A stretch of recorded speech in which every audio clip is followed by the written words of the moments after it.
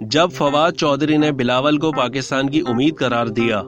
سیاست میں آج کل وزیر اعظم عمران خان کے خلاف تحریک عدم اعتماد اور وزیر اعلیٰ پنجاب سردار عثمان بزدار کو ہٹانے میں chairman Peoples Party Bilawal Bhutto Zardari کو فواد چودھری پاکستان کی امید بھی کہہ چکے ہیں۔ سال 2013 میں جب بلاول بھٹو نے کراچی میں جوشیلی تقریر کے دوران سینئر سیاسی رہنماؤں کو تنقید کا نشانہ بنایا تھا اور باقاعدہ اپنے سیاسی کیریئر کا آغاز کیا تھا، تب فواد چودھری بھی ان سے متاثر دکھائی دے رہے تھے۔ اب تقریباً 9 برس بعد وفاقی وزیر برائے اطلاعات و نشریات فواد چودھری کو اپنے ایک ٹویٹ پر ٹرولنگ کا سامنا ہے، جس میں انہوں نے چیئرمین پیپلز پارٹی کی تعریف کی تھی۔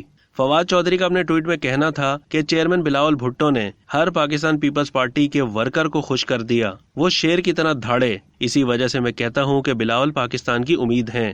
واضح رہے کہ اپوزیشن جماعتوں نے مل کر وزیر اعظم عمران خان کے خلاف تحریک عدم اعتماد قومی اسمبلی سیکریٹریٹ میں جمع کروا دی ہے، جس پر 28 مارچ کو ووٹنگ کا امکان ہے۔